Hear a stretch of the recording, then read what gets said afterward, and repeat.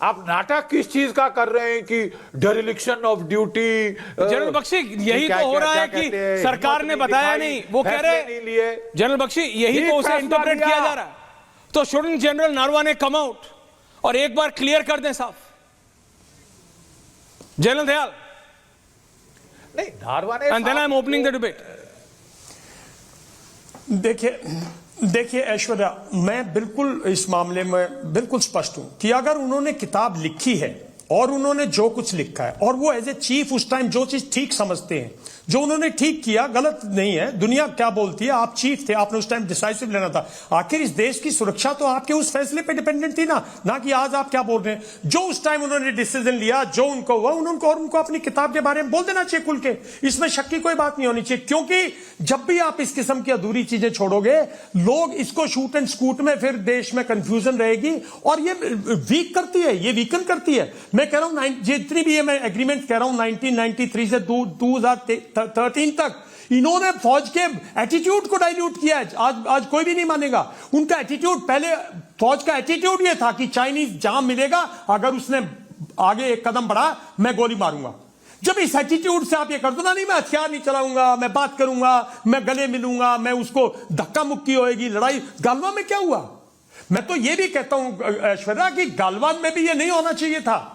कैसे आपका सैनिक शहीद हो गया भाई बगैर हथियार चलाए? मैंने तब भी कहा था, आज भी कह रहा हूं। और इस ट्रीटी को जिस दिन आप इन एग्रीमेंट्स में से कर दोगे, believe you me, China will be on the back foot. I am not talking India back foot, I am not saying Naravane should go back, Parliament should go back, leader of opposition should go back, our prime minister should go back. China should be on back foot. और China back foot पे जब जाएगा, जब आप शरेआम से बोलोगे nonsense, आप हम एग्रीमेंट करेंगे, आप ट्रेड करेंगे, सब कुछ करेंगे, लेकिन बॉर्डर पे अगर आपने आज के बाद आंख उठाई तो सैनिक आपकी आंख निकालेगा। अब मैसेज दीजिए साहब, क्या डर लगता है आपको? फिर फौज को देखिए ना, फिर अगर फौज फेल होती है तो हम जिम्मेवार हैं ना। हम 1962 में और गालवा में देखिए, कोई नहीं, गालवा में देखिए साहब, वो बिहार की जो रेजिमेंट थी वो 1:6 आउट नंबर थे। बात इसकी नहीं है कितने चीनीज मरे, बात इसकी है कि वो थोड़े होते हुए भी वहां डटे रहे और कोई भागा नहीं, किसी ने पीठ नहीं दिखाई। तो भाई बहादुरी के लिए बहादुर काम कीजिए। अगर किसी ने आपको पूछ भी लिया ना, तो मैं अगर प्राइम मिनिस्टर होता, मैं कहता shoot, you are the boss, kill the boss. यही तो कहा जनरल, चीर दो, फाड़ दो, लिख दो क्रांति, do what you deem fit. यही कहा, जो ठीक लगे वो करो जनरल दयाल। तो जनरल नरवणे को बोल देना चाहिए ना, क्यों कंफ्यूजन कर रहे हैं इस देश में? क्यों बोल देना चाहिए? मैं आपकी बात मानता हूं। Okay general, now I am opening the debate, both of you. मैं दोनों के बात, अजय वर्मा जी आ रहा हूं। 1980 लिसन, 1986 में चीफ ने बोला ईस्टर्न आर्मी कमांडर को, मोबिलाइज योर ट्रूप्स, मैं आपको रिसोर्सेज दे रहा हूं। राजीव गांधी जा रहे थे चाइना और उसने मोबिलाइज की, पूरी एयर ड्रॉप किए चाइना के पीछे। तो मिलिट्री लीडरशिप को कॉन्फिडेंस और वो चीज, और बिल्कुल वो उस ट्रीट कीजिए उस तरह से। ओके जनरल, अब मैं खोल रहा हूं debate. Okay general Dayal, you have to be there for 10 more minutes। General Dayal and general Bakshi please. Prem Shukla ji, Anurag Bhadauria, Rituraj Jha, Ajay Verma, बोलिए। भदौरिया जी प्रेम शुक्ला जवाब पूछ रहे हैं, प्रेम दादा जवाब दे रहे हैं। सवाल है कि मेरा जनरल साहब से सवाल है कि जनरल साहब, कौन से जनरल साहब? General GD Bakshi ji. Okay general GD Bakshi. हाँ, हमारे दोनों जनरल सम्मानित बैठे हुए हैं, क्योंकि मैं सम्मान करता हूं, फौजी का बेटा हूं। सर मेरा आपसे एक ही रिक्वेस्ट है, जब आपने आर्मी चीफ हमारे जब थे, वो आर्मी चीफ अब एक्स हो गए, उनकी किताब को भी आप, अगर उनकी किताब को भी आप रोक लेंगे, अगर रक्षा मंत्रालय परमिशन नहीं देगा, तो इसके मतलब आप प्रक्रिया है। मेरी बात सुनिए, एक साल नहीं होती है भैया। आप रक्षा मंत्रालय, आपने फिर इतने बड़े देश का उनको आर्मी चीफ बनाया था, आज उनकी किताब 1 साल से अटकी हुई है, तो इसके मतलब आपको अपने एक्स आर्मी चीफ पे विश्वास नहीं किया। मैं सवाल ये है मेरा। दूसरा, पार्लियामेंट के अंदर में क्या लोकतंत्र नहीं रहेगा? अगर कोई पार्लियामेंट में अपनी आवाज बोलना चाहता है, बात कहना चाहता है, चाहे वो सुरक्षा व्यवस्था पे हो, चाहे आर्थिक व्यवस्था पे हो, चाहे सामाजिक, चाहे राजनीतिक, चाहे स्वास्थ्य व्यवस्था पे हो, जैसे ही अब सरकार के खिलाफ कोई शब्द जाएगा तो आप उसकी आवाज रोक देंगे, बोलने नहीं देंगे पार्लियामेंट के अंदर में। पार्लियामेंट की आवाज बंद करना मतलब लोकतंत्र की आवाज बंद करना, पार्लियामेंट में नहीं बोलने देना मतलब देश की जनता की आवाज को आप रोकना। यह पहली बार नहीं हो रहा है, लगातार जब भी सरकार के खिलाफ बात बोली जाती है। सवाल आपने पूछा, जवाब दे रहा हूं।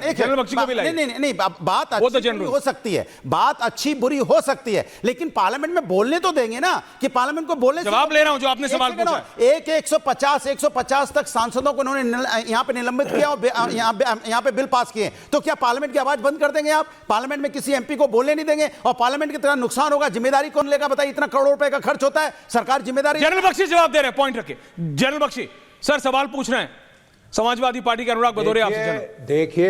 देखिए आज जो डिस्कशन हुई हमारी संसद में टेक्निकल मामलों को लेकर हुई, टेक्निकल मामला नंबर 1 कि राष्ट्रपति जी का उद्बोधन है, उसके आप रिस्पांस कर रहे हैं, आप उस पे रिस्पॉन्ड करने के बजाय नए मुद्दे चुन रहे हैं।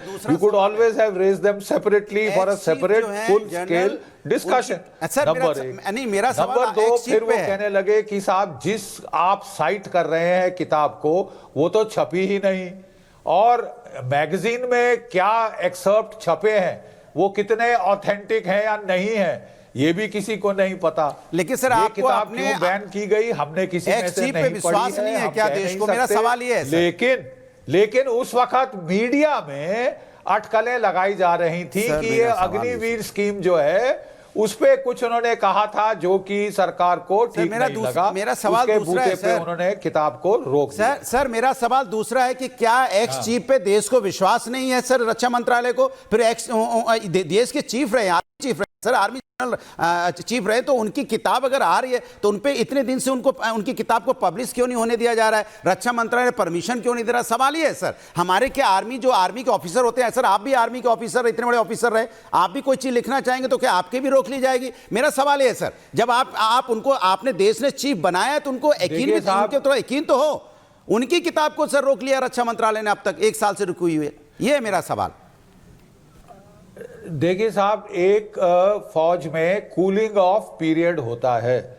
जब मैं बड़े अहम ओहदे पे बैठा हूं और मैं रिटायर होता हूं तो मेरे जहां तक मुझे रूल्स का याद है, आप कोई 3 साल तक कुछ नहीं लिख सकते, कह सकते, क्योंकि वो ऑपरेशनल चीज़ों को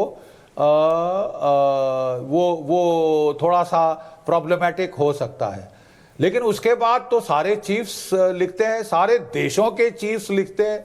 ये कोई और लिखना चाहिए, तभी तो अगली पीढ़ी को पता चलता है क्या हुआ क्या नहीं हुआ। ऑफिसर सीखते हैं, हमारे प्रमोशन एग्जाम्स में वो चीफ्स की लिखी हुई, कमांडरों की लिखी हुई किताबें पढ़ी जाती हैं, अध्ययन किया जाता है, क्या ठीक क्या गलत, क्या लेसन सीखा क्या नहीं सीखा, वो उससे हम सीखते हैं। लिखना तो जरूरी है सर, बोलने से रोका क्यों जाता है सर? पार्लियामेंट में तो गलवान सरकार का मत था। ओके जनरल साहब, मैंने जनरल साहब आ रहा हूं, सरकार का पक्ष ले रहा हूं, कांग्रेस का भी ले रहा हूं, both the generals I am coming to you. Prem दादा, ये बात ऐसे कर दी गई है जैसे कि sir response and go, quick I will give my response and go. Okay general Dayal बोलिए। जनरल साहब, प्रेम दादा आ रहा हूं, बोलिए general Dayal. I will quickly से, देखिए इस पूरे मुद्दे में जिस तरह से ये सारा मुद्दा पिछले 1 साल से देश में घूम रहा है, ये ना तो देश की सेना के लिए अच्छा है, ना देश के जो प्रेजेंट लीडरशिप है, मिलिट्री लीडरशिप के अंदर एक ट्रस्ट जो है वो एग्जिबिट करना पड़ता है, उसके लिए रिस्पेक्ट, ट्रस्ट, कॉन्फिडेंस, तो ये उसको डाइल्यूट करता है। अगर हम बोले 2008 के एयर चीफ क्या बोल रहे हैं बॉम्बे के बारे में, तो डाइल्यूट करता ना हमारे चीफ को, तो उसका ध्यान रखना चाहिए। और ये बड़ा मैच्योर होना चाहिए था गवर्नमेंट को भी और जनरल नरवाने को भी, और मिलजुल के मैं समझता हूं बिल्कुल, मैं आपकी बात से सहमत देना चाहिए था। ये ऐसे इशू रखे जाते और उसको पब्लिश करने दिया जाए साहब। क्या Prem Shukla ji, BJP. Thank you very much. Prem Shukla ji, okay general.